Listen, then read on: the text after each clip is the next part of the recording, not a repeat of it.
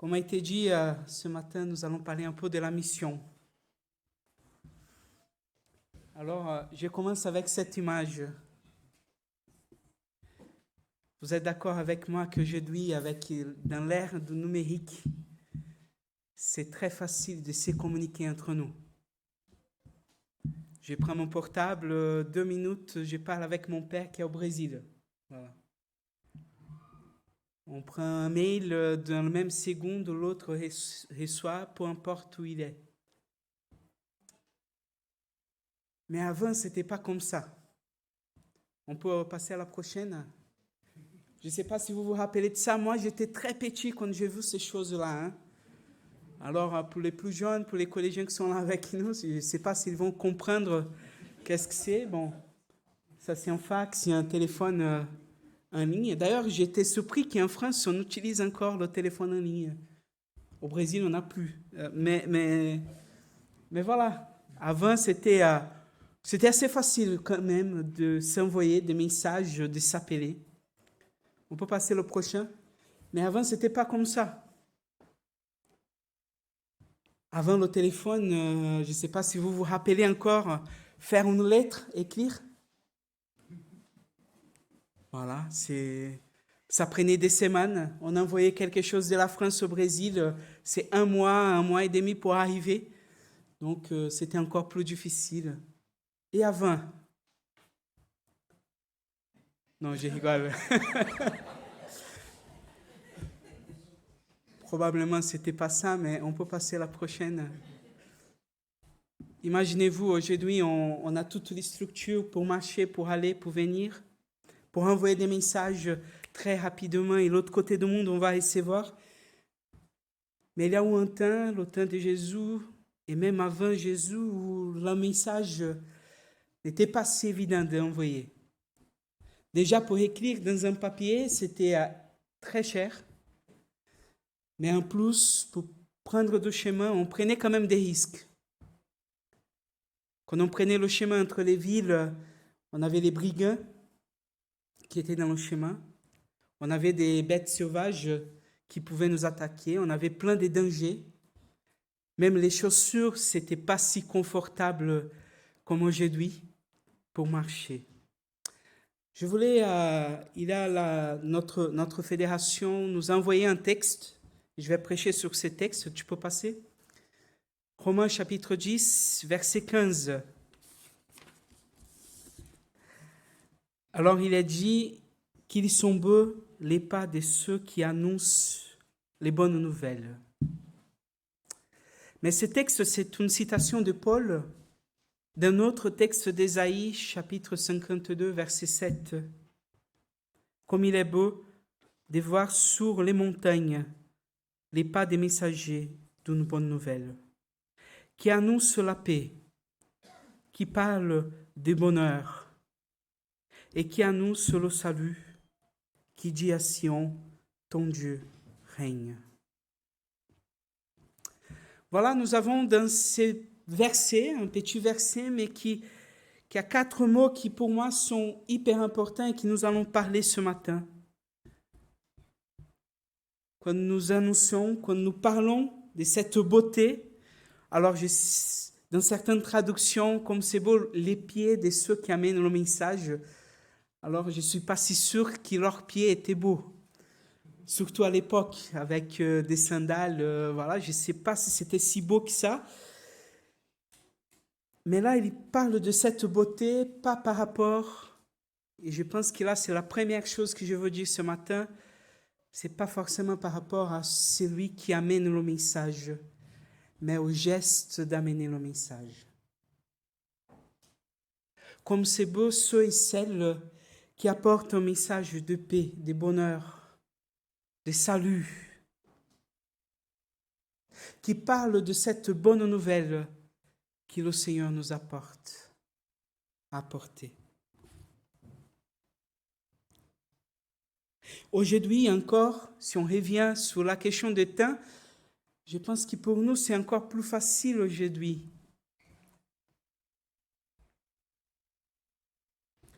J'ai toujours compris que la mission, elle ne commence pas quand je sors de ma porte pour aller dans un autre pays. La mission, elle commence quand je suis au milieu des miens, dans ma maison. Et elle commence dans la conception que cette bonne nouvelle que nous avons reçue, nous avons besoin de la partager.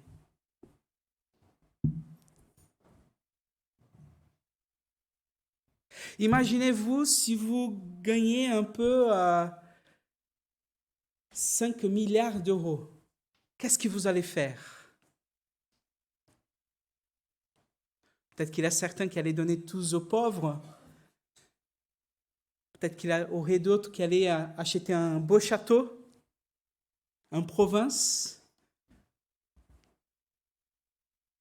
Mais je suis certain que presque la majorité d'entre nous, si quelqu'un arrive aujourd'hui et te dit « Mais voilà mon frère, je te donne 5 milliards d'euros », la première chose c'est on va faire une fête. Je ne sais pas vous, mais j'avais appelé toute ma famille. C'est barbecue pour tout le monde.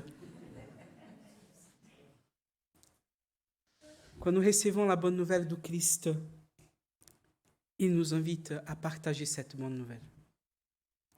Et retenir cette bonne nouvelle, en quelque part, c'est retenir un trésor. Et ne pas vouloir partager ces gains, cette préciosité que nous avons reçue. Alors, j'ai dit bien entendu que ça commence dans notre maison, là où nous sommes. Mais la parole nous dit que le Seigneur nous invite à aller à un mouvement. Et en quelque part, ce verset nous parle d'un mouvement. Comme c'est beau, c'est lui qui fait des pas, qui apporte, qui va partager.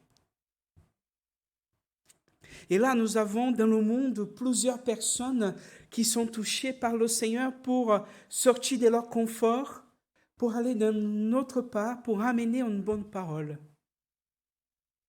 À l'image de Jérémie. Là, j'ai mes doigts qui sont froids, je n'arrive même plus à jouer la guitare ce matin. Je sais qu'il faut faire des économies, mais voilà, c'est dur faire des économies sous le froid. Alors imagine Jérémie à moins 40. Je ne peux même pas imaginer. Je ne peux même pas imaginer, mes frères. Je sais que peut-être qu'il y a des frères et sœurs qui peuvent, moi, je ne peux pas. Voilà, c'est quelque chose que si Dieu me demande, je vais faire comme Jonas, aller vers l'autre sens. Mais Dieu a touché le cœur de Jérémie pour aller dans un lieu difficile. Là, il est en train de vivre des choses difficiles pour amener la parole. Ce que je comprends dans ce texte, c'est que Dieu nous place dans un mouvement qui est le sien. La mission, ce n'est pas la mienne, c'est la mission du Seigneur, mais il m'invite à participer de cette mission, d'aller, de sortir, de partager, d'amener avec moi ce qui, lui, il y a pour le monde. Parce que le messager, c'est lui qui apporte un message. Et c'est lui qui apporte quelque chose qui ne vient pas de lui-même. Mais un messager n'est pas seulement celui qui proclame. Et je pense que c'est pour moi une erreur. Nous avons 2 écoles dans la missiologie. Celui qui va penser que la mission, c'est quand je proclame, quand je parle, tel que Billy Graham, qui va remplir les stades, qui va annoncer l'évangile. D'autres qui vont dire non, la mission, c'est aussi faire des choses, c'est aussi ouvrir des écoles là où il n'y a pas d'école, c'est amener la justice sociale et travailler aussi le besoin.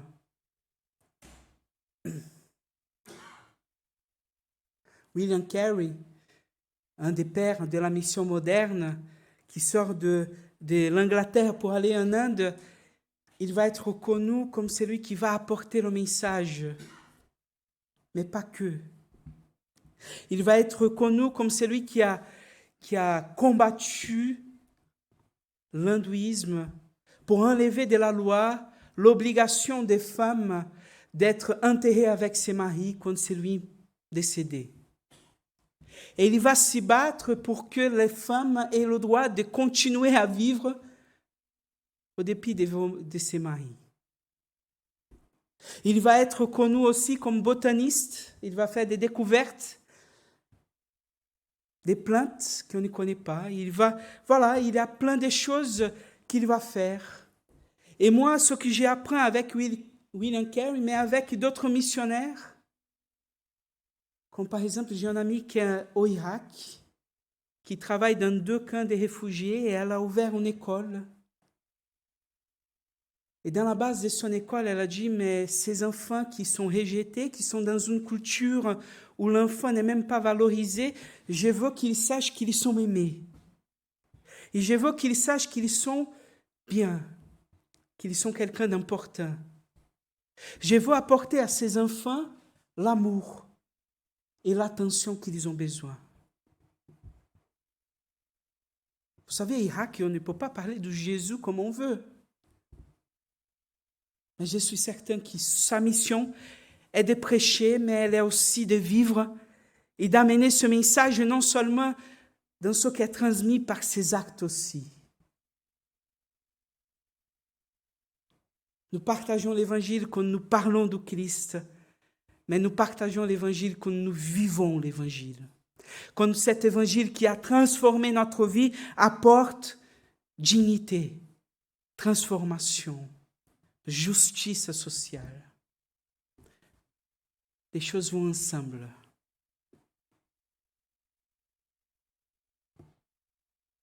Les choses vont ensemble. Et si je parle là, ça, ce matin, c'est parce que je pense qu'il faut enlever de notre conception une certaine rigidité théologique, comme si on pouvait mettre dans une case l'action du message du Christ, comme si on pourrait retenir le message dans une seule forme.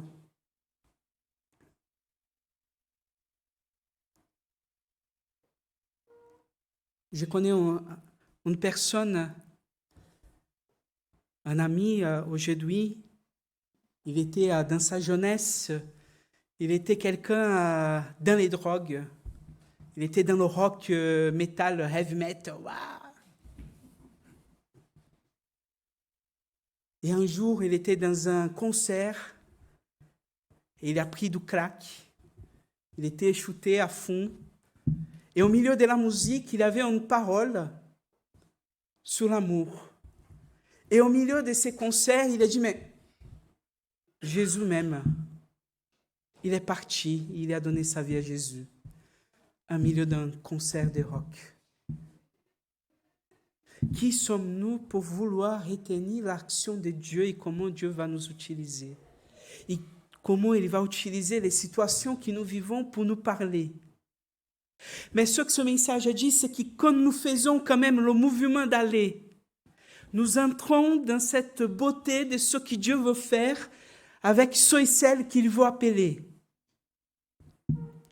Comme c'est beau le pas de celui qui traverse les montagnes, ça ne nous parle pas de paysage, ça nous parle de la beauté, de faire partie du projet divin pour ceux et celles qui ont besoin de lui. Mais le message aussi, il est important. Parce qu'il y a 2 mots qui, pour moi, sont importants, la paix et le bonheur. Quelle paix et quel bonheur nous prêchons. Quelle paix et quel bonheur nous partageons avec ceux qui ont besoin d'un salut, d'une parole de grâce, de connaître que le Sauveur les aime. La paix du Seigneur n'est pas la paix du monde. La paix du Seigneur, c'est pas se taire face à l'injustice. La paix du Seigneur, c'est pas le manque des épreuves, des persécutions. La paix du Seigneur. Cette paix que nous apportons dans notre message, il vient pour nous rendre conscience. Nous rendre conscients que un Dieu, dans ce que Dieu est en train de faire pour nous, il y a un état autre de vie que nous pouvons vivre. Dieu veut nous apporter à un état de paix, à un état de satisfaction, à un état de plénitude de vie pour chacun de nous. Et quand nous apportons ce message, nous apportons cette plénitude à d'autres. Je vous ai raconté une fois, mais je pense que c'est l'histoire que je vais raconter à chaque fois que je parle de paix. C'est que j'ai compris la paix quand j'ai eu Sébastien. Un jour, dans les premiers jours de sa naissance, il a mangé, il a bien mangé ce que sa mère lui a donné. Et moi, j'ai le pris pour faire le rototo. Vous savez? Et quand je regarde son visage, il était là. Bêtement. Je sais que c'est éphémère. Cette paix-là, 10 minutes après, il avait la caca et c'était tous les scandales. Mais la paix du Seigneur, c'est un profond état de satisfaction. C'est la paix qu'il nous donne quand nous sommes au milieu d'une maladie et qui, par son esprit, il nous touche, il nous dit « mais je suis avec toi ». C'est la paix qu'il nous donne quand nous sommes là au milieu d'une persécution et comme certains font, je ne sais pas si j'aurai le courage, peut-être avec l'Esprit du Seigneur, et c'est pour ça que c'est sa mission, c'est lui qui nous envoie, c'est lui qui nous accompagne, c'est lui le message.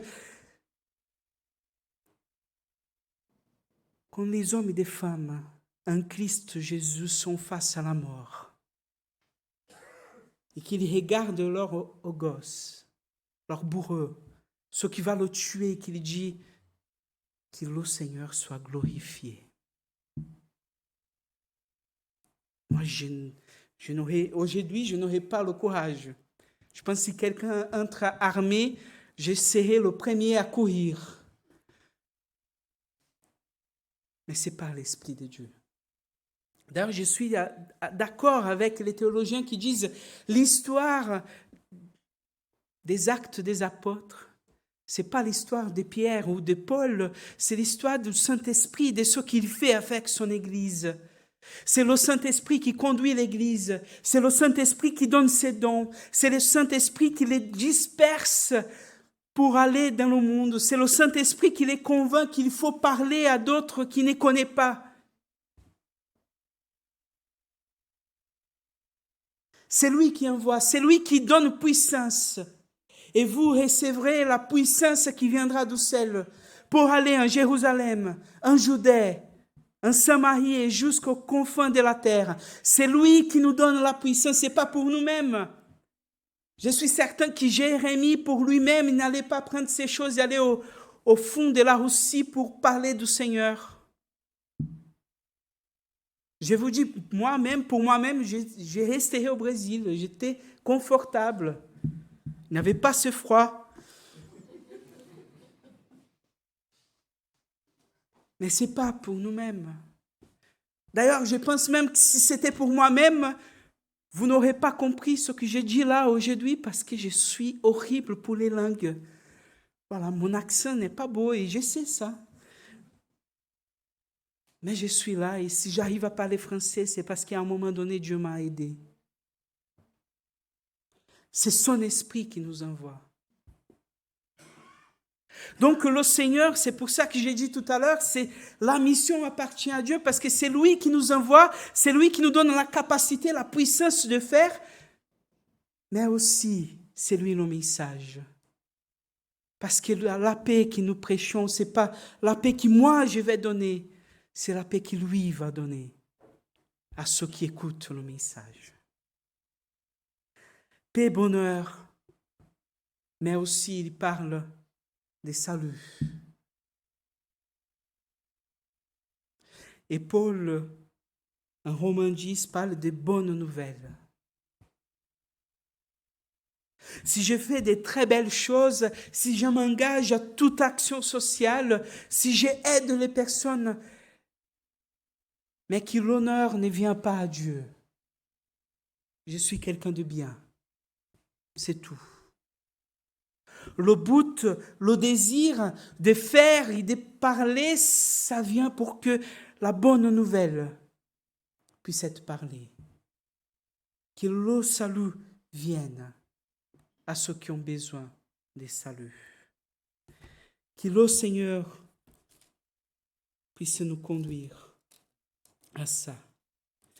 L'évangile de Jean, chapitre 3, j'aimerais bien finir avec ce message, nous dit du verset 14, à partir du verset 14. Dans le désert, Moïse a élevé sur un poteau le serpent de bronze. De la même manière, le Fils de l'homme doit lui aussi être élevé, pour que tous ceux qui placent leur confiance en lui aient la vie éternelle. Oui, Dieu a tant aimé le monde qu'il a donné son Fils, son unique, pour que tous ceux qui placent leur confiance en lui échappent de la perdition et qu'il ait la vie éternelle. En effet, Dieu n'a pas envoyé son Fils dans le monde pour condamner le monde, mais pour que celui-ci soit sauvé par lui.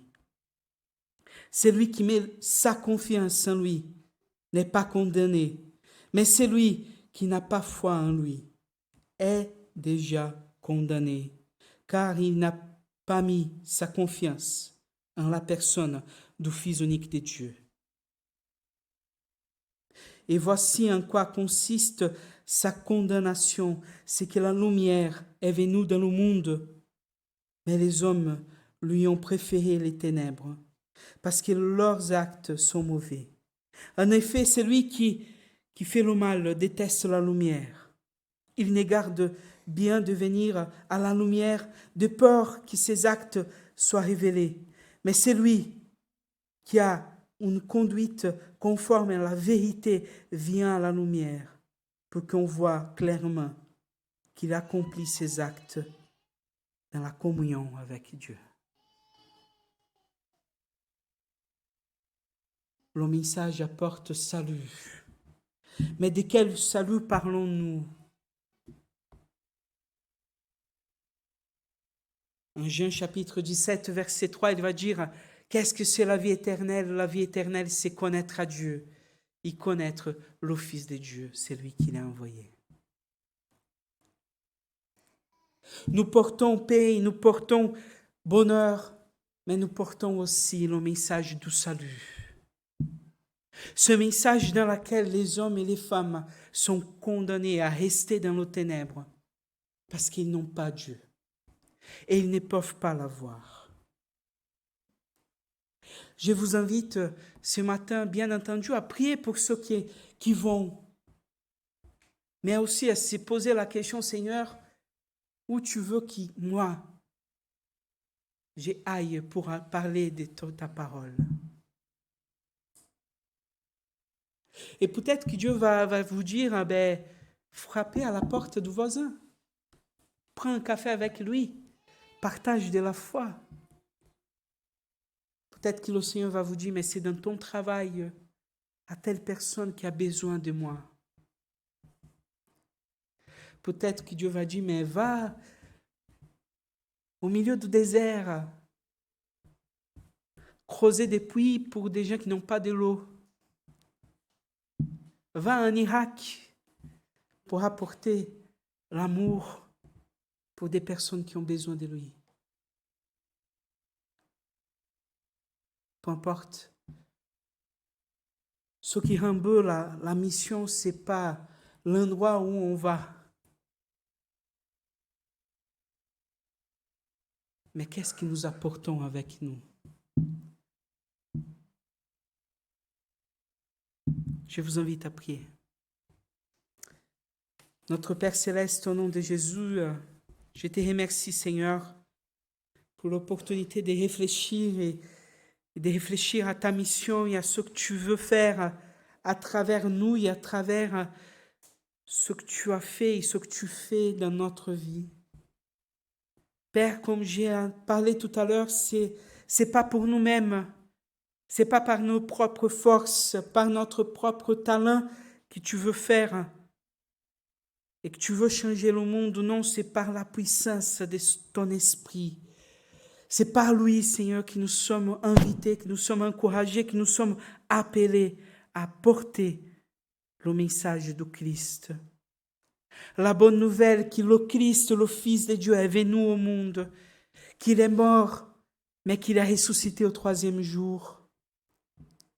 Et que dans sa mort et sa résurrection, Seigneur, nous sommes sauvés de notre mort, de notre souffrance, de notre condition humaine et parfois déshumaine. Tu nous invites, Seigneur, à sortir de notre confort, de notre désir, pour aller, Seigneur, vers ta volonté. Et une volonté, Seigneur, qui nous amène à des montagnes, qui nous amène à marcher vers des lieux qu'on ne connaissait pas et qu'on n'avait pas idée qu'on serait là-bas. Alors, Seigneur, ce que je te demande, c'est 2 choses ce matin. D'abord, que nous puissions nous réveiller à prier, Seigneur. Paul nous dit que nous devons soutenir par la prière ceux et celles, Seigneur, qui donnent leur vie, qui sortent, qui sont dans l'œuvre pour amener le Christ. Alors ce matin, Seigneur, je te prie qu'on soit réveillés pour prier pour ceux et celles qui sont dans la souffrance, pour ceux et celles qui sont dans la mission, pour ceux et celles, Seigneur, qui aujourd'hui passent par des épreuves, pour ceux et celles, Seigneur, qui aujourd'hui peuvent être peut-être découragés dans leur mission, pour ceux et celles qui trouvent et qui combattent jour après jour, Seigneur. Mais aussi, Père, ma prière, elle est pour que nous puissions écouter ton appel. Parce qu'aujourd'hui, Seigneur, tu nous appelles à chacun et à chacune ce matin. Tu nous appelles, Seigneur, parce que tu nous as donné ce salut. Tu nous as donné, Seigneur, la possibilité d'être avec toi. Et ce privilège, Père, est accompagné de la responsabilité d'amener avec nous aussi ces trésors que nous portons. De ne pas garder pour nous ces trésors, mais de faire connaître pour multiplier ceux et celles qui portent aussi ces trésors. Que ton nom soit glorifié dans notre vie, Seigneur. Sois béni au nom de Jésus. Amen. Amen.